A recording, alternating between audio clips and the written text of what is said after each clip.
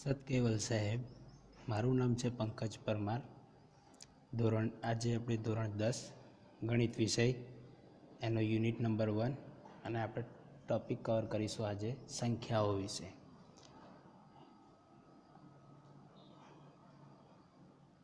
આપણું ગણિતનો પ્રથમ પ્રકરણ છે વાસ્તવિક સંખ્યાઓ.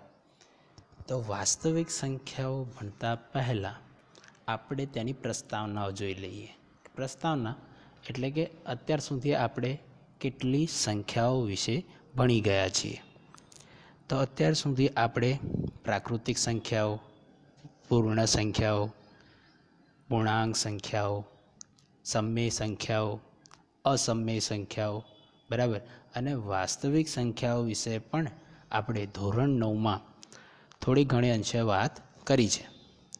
હવે આપણે આ પુનરાવર્તન કરી લઈએ એકવાર, કે જેથી આપણને થોડુંક વધારે જ્ઞાન.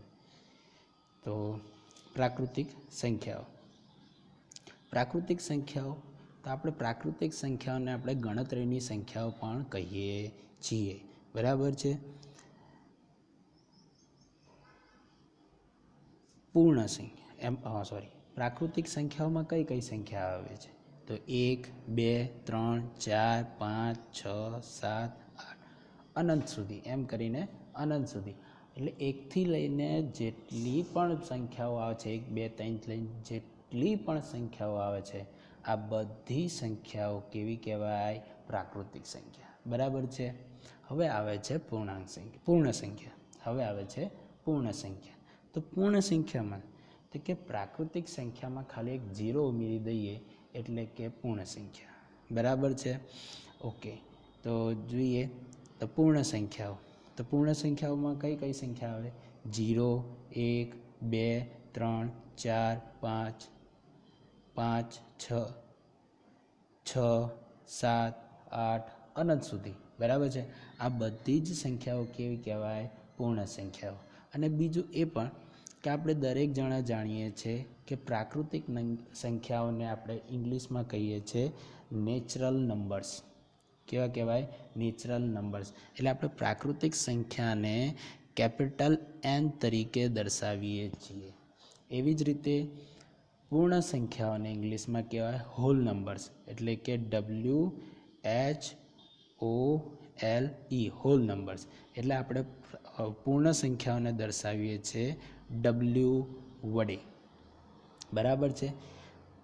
એટલે પ્રાકૃતિક સંખ્યાને કેપિટલ N વડે અને પૂર્ણ સંખ્યાને કેપિટલ W વડે દર્શાવાય છે. ફરી એકવાર, પ્રાકૃતિક સંખ્યામાં કઈ કઈ સંખ્યાઓ આવે? 1, 2, 3, 4, 5 થી અનંત સુધી. અને પૂર્ણ સંખ્યાઓમાં કઈ આવે? તો 0, 1, 2, 3, 4, 5, 6 અનંત સુધી, બરાબર છે. હવે આપણે બીજી સંખ્યા જોઈએ, પૂર્ણાંક સંખ્યાઓ. આપણે ધોરણ 9માં શીખી ગયા તે પ્રમાણે પૂર્ણાંક સંખ્યાઓને આપણે ઇંગ્લિશમાં કહીએ છીએ ઇન્ટીજર્સ. શું કહીએ છીએ? ઇન્ટીજર્સ. તો આને આપણે કઈ રીતે દર્શાવીએ છીએ? આને આપણે કેપિટલ Z તરીકે દર્શાવીએ છીએ. કઈ રીતે? કેપિટલ Z તરીકે. હવે કેવી રીતે ઇન્ટીજરનો આઈ થાય તો કેપિટલ Z તરીકે કેવી રીતે દર્શાવીએ છીએ? તો ધોરણ 9માં આપણે જોઈ ગયા કે Z એ ક્યાંથી આવેલો છે? તો કે આ ઝહલેન નામના શબ્દ પરથી. કે એ કઈ ભાષાનો શબ્દ છે? તો કે જર્મન ભાષાનો શબ્દ છે. કઈ ભાષાનો? જર્મન ભાષાનો. અને આનો મતલબ, આ ઝહલેનનો મતલબ શું થાય છે? સંખ્યા. શું થાય છે? સંખ્યા, બરાબર છે. એટલે ફરી પૂર્ણાંક સંખ્યાઓને આપણે કયા રીતે દર્શાવીએ છીએ? કેપિટલ Z વડે. હવે Z ક્યાંથી આવેલો છે? તો કે ઝહલેન પરથી. ઝહલેન કઈ ભાષાનો શબ્દ છે? જર્મન ભાષાનો શબ્દ છે. અને એનો મતલબ શું થાય છે? તો કે સંખ્યાઓ, બરાબર છે. હવે પૂર્ણાંક સંખ્યાઓમાં કઈ કઈ સંખ્યાઓ આવે? તો કે પૂર્ણાંક સંખ્યાઓમાં 0, 1, 2, 3, 4 અનંત સુધી, અને આ રીતે -1, 2, 3, 4 -4 -5 થી અનંત સુધી, બરાબર છે. એટલે કહેવા જઈએ તો ધન પૂર્ણાંક, ઋણ પૂર્ણાંક, અને શૂન્ય. બરાબર છે. આ ત્રણ સંખ્યાઓથી બનતો સંખ્યાઓ છે. કઈ કઈ? ધન પૂર્ણાંક, ઋણ પૂર્ણાંક અને શૂન્ય. તો આ ત્રણ સંખ્યાઓથી બનતો આ ગણ છે, એટલે સંખ્યાઓ છે. કઈ કઈ? તો કઈ કઈ સંખ્યાઓથી બને? તો કે 1 2 3 4 એ ધન પૂર્ણાંકો કહેવાય, આને શૂન્ય, અને આ ઋણ પૂર્ણાંકો. તો ધન પૂર્ણાંકો કઈ કઈ સંખ્યાઓથી બને છે? ધન પૂર્ણાંક, ઋણ પૂર્ણાંક અને શૂન્ય. બરાબર છે, જે આપણે ધોરણ 9માં પણ શીખી ગયા. ઓકે, હવે ધોરણ 9માં આપણે બીજી પણ સંખ્યા વિશે જોઈ ગયા છે, સમમેય સંખ્યાઓ અને અસમમેય સંખ્યાઓ. તો સમમેય સંખ્યાઓ કોને કહેવાય? સમમેય સંખ્યાઓ કે જે સંખ્યા, પહેલાં સમમેય સંખ્યાને ઇંગ્લિશમાં શું કહેવાય? તો સમમેય સંખ્યાને ઇંગ્લિશમાં રેશનલ નંબર તરીકે દર્શાવાય છે. અને સમમેય સંખ્યાને આપણે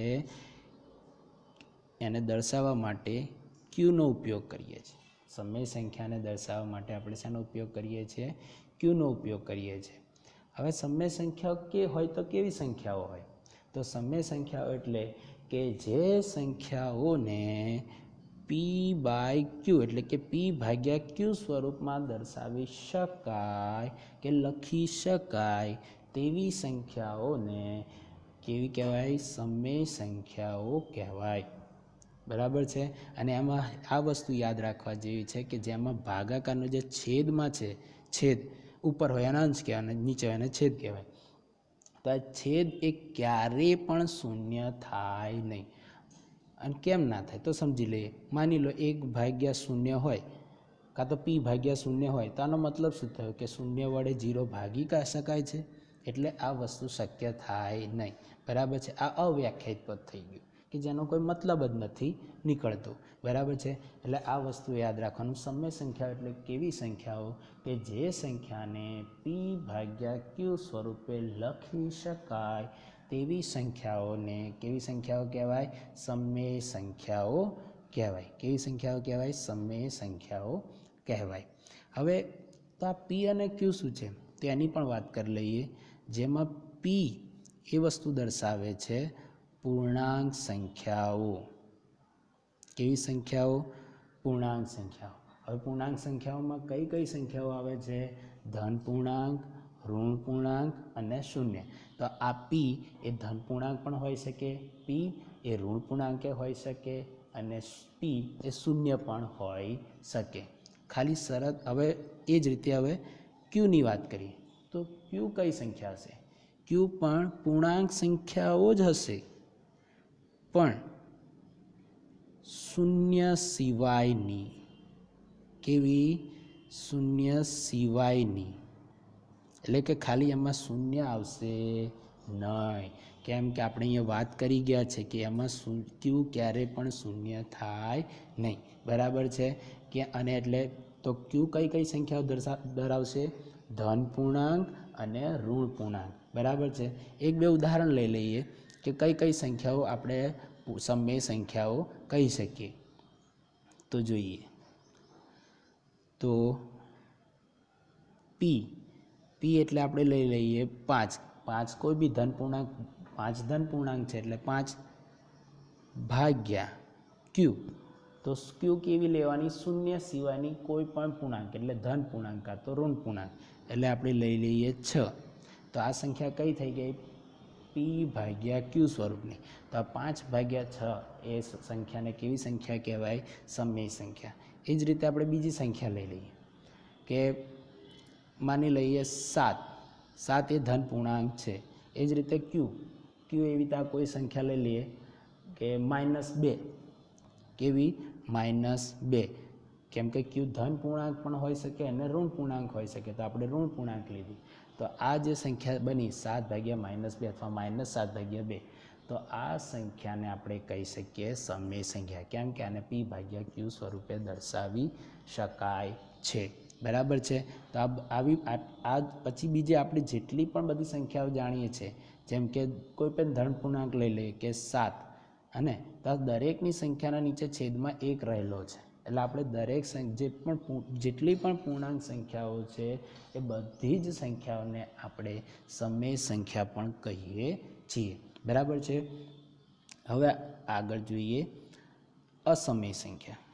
અને સમય સંખ્યામાં બીજું એક પણ છે, આપણે ધોરણ 9માં એ શીખી ગયા કે અનંત આવૃત જે સંખ્યાઓ હોય, અનંત આવૃત સંખ્યા, જેમ કે આપણે લખતા હતા 0.712 અથવા તો 1.712, તો 777 રિપીટ થતી હતી ને, પુનરાવર્તન થતા હતા, આ રીતે લખતા હતા આપણે 777 અનંત સુધી, હે ને। તો આ સંખ્યાને પણ આપણે સમય સંખ્યાઓ કહીએ છીએ કે જે અનંત આવૃત હોય, બરાબર, જે પુનરાવર્તન થતી હોય, બરાબર છે। એવી જ રીતે હવે આપણે અસમય સંખ્યા જોઈએ। અસમય સંખ્યાને ઇંગ્લિશમાં કહેવાય ઇરેશનલ નંબર, બરાબર છે। મોટાભાગે લોકો એને આઈ તરીકે દર્શાવતા હોય છે, પણ દર્શાવાય નહીં। તો હવે જોઈએ અસમય સંખ્યા એટલે કઈ સંખ્યા? તો આપણે ધોરણ 9માં શીખી ગયા કે જે સંખ્યા અનાવૃત્ત હોય, બરાબર, જે સંખ્યા પુનરાવર્તિત થતી ના હોય, જેમ કે 0.10 100 1000 1000, તો આ બધી સંખ્યા પુનરાવર્તન થતી નથી। જો એક પછી એક 0, પછી 2 0, 3 0, 4 0, તો આ રીતે વધતી જાય છે, તો આ સંખ્યા પણ કેવી કહેવાય? અસમય સંખ્યા, બરાબર। અને આપણે ધોરણ 9માં એવું પણ શીખી ગયા કે જે સંખ્યા સમય ના હોય તેવી સંખ્યાને અસમય સંખ્યા કહેવાય, બરાબર છે। અને આવી સંખ્યા બીજી કઈ કઈ છે? તો આપણે ધોરણ 9માં એ પણ જોઈ ગયા કે પાઈ, વર્ગમૂળમાં 2, વર્ગમૂળમાં 3, પછી જેટલી પણ વર્ગમૂળમાં સંખ્યા હોય બધી સંખ્યાઓ કેવી કહેવાય? અસમય સંખ્યા, બરાબર છે। હવે આપણે જોઈએ કે વર્ગમૂળમાં 4 એ કેવી સંખ્યા કહેવાય? અસમય કે સમય? તો આ કહેવાય સમય સંખ્યા। કેમ કે વર્ગમૂળમાં 4નું વર્ગમૂળ નીકળે છે 2, અને આ 2/1 લખાય, એટલે કે p/q સ્વરૂપે આપણે આ સંખ્યાને લખી શકીએ છીએ, એટલે કે આ કેવી સંખ્યા થશે? સમય સંખ્યા। એટલે જો વર્ગમૂળ ના નીકળતું હોય તો જ અસમય સંખ્યા હોય, વર્ગમૂળ નીકળતું હોય તો સમય સંખ્યા જ હોય, બરાબર છે। હવે આગળ જોઈએ। હવે આપણે ધોરણ 9માં જોયું હતું કે સમય અને અસમય સંખ્યાથી બનતી સંખ્યાઓને આપણે શું કહેતા હતા? વાસ્તવિક સંખ્યાઓ। કેવી સંખ્યાઓ? વાસ્તવિક સંખ્યાઓ। ફરી એકવાર, સમય અને અસમય સંખ્યાઓથી બનતી સંખ્યાઓને કેવી કહેવાય? વાસ્તવિક સંખ્યાઓ। તો જો વાસ્તવિક સંખ્યાઓ કોને કહેવાય? તો કે સમય અને અસમય સંખ્યાથી બનતી સંખ્યાઓને વાસ્તવિક સંખ્યાઓ કહેવાય, અને ઇંગ્લિશમાં એને કહેવાય છે રિયલ નંબર્સ। એટલે આપણે વાસ્તવિક સંખ્યાઓને દર્શાવીએ છીએ કેપિટલ R તરીકે, બરાબર છે। વાસ્તવિક સંખ્યાઓને કેવી રીતે દર્શાવાય? કેપિટલ R તરીકે। હવે સમય સંખ્યા અને અસમય સંખ્યા એટલે કેવી રીતે? તો જો સમજીએ, આપણે કોઈ પણ સમય સંખ્યાને સમય સંખ્યા એટલે કે જે સંખ્યાને p/q સ્વરૂપે દર્શાવી શકાય, જેમ કે 5/6, તો આ સંખ્યાને સમય સંખ્યા તો કેવો, સાથે સાથે આ સંખ્યાને કેવી હોય? તો આપણે વાસ્તવિક સંખ્યા પણ કહી શકીએ। કેવી સંખ્યા કહી શકીએ? વાસ્તવિક સંખ્યા પણ કહી શકાય। એ જ રીતે વર્ગમૂળમાં 2, તો આ સંખ્યાને આપણે કેવી કીધી? અસમય સંખ્યા, પણ આને આપણે કેવી હોય તો કેવી સંખ્યા કહી શકાય? વાસ્તવિક સંખ્યા, બરાબર છે। એટલે કે સમય અને અસમય સંખ્યાથી બનતી સંખ્યાને કેવી કહેવાય? વાસ્તવિક સંખ્યાઓ, બરાબર છે। તો આજનું આટલું રાખીએ, અને પછી આપણું જે પ્રકરણ 1માં જેના વિશે ભણવાનું છે કે યુક્લિડના ભાગાકારની પૂર્વ પ્રમેય, તો એની વિશે માહિતી મેળવીશું। એ પહેલાં આપણે ભાગાકાર પણ જોઈ ગયા છે, અને આપણે નીચલા ધોરણમાં આપણે ગુસા અને લસા વિશે પણ શીખી ગયા છે, તો એનું પણ થોડુંક આપણે મંથન કરી લઈશું, બરાબર છે, ઓકે।